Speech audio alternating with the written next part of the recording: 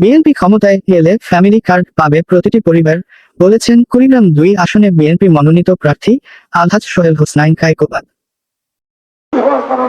আপনারা প্রত্যেকে আপনাদের প্রত্যেকটি পরিবারে একটা করে ফ্যামিলি কার্ড দেওয়া হবে। সেই ফ্যামিলি কার্ড সরকার থেকে অনুদান পাবেন আপনারা। সেটা দিয়ে আমাদের মায়েরা, আমাদের বোনেরা, আমাদের চাচিরা, আমাদের দিদিরা, কাকিরা তাদের সংসারে কিছুটা হলেও তারা সাহায্য করতে পারবেন।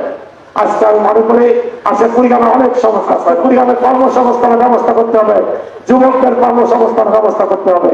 আমাদের কুড়িগ্রামের অনেক যুবকরা, তরুণ সমাজ আজকে বিপদগামী। তারা আজকে অনেকে মাদক সেবন করে, যাদের সন্তানরা মাদক সেবন করে তাদের বাবা মা হাতে তাদের আহাজারি কান্না আমাদের শুনতে হয়।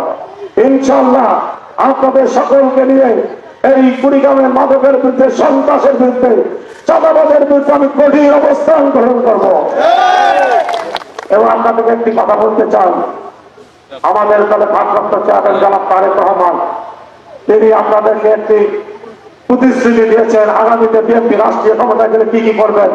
তার মধ্যে গুরুত্বপূর্ণ একটি বিষয়, বিগত সময়ে অসৎ ব্যবসায়ীরা, কালো টাকার মালিকরা তারা সার মজুত করে আমাদের বাংলাদেশের সারের সংকট সৃষ্টি করেছিল। ইনশাআল্লাহ আমাদের দলের চেয়ারম্যান জনাব তারেক রহমান বুঝতে পেরেছেন, যেই কারণে তিনি আমাদেরকে ইনশাআল্লাহ আপনাদের প্রত্যেকটি কৃষককে কৃষক কার্ড দেবেন। যে কৃষক কার্ড পেলে আর কোনো সারের সংকট হবে না, আর কোনো ঔষধের সংকট হবে না।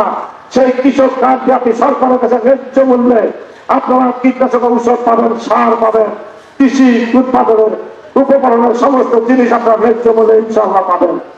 এবং আপনাদের উৎপাদিত ফসল আপনার ন্যায্য মূল্যে আপনি সরকারের কাছে বিক্রি করতে পারবেন।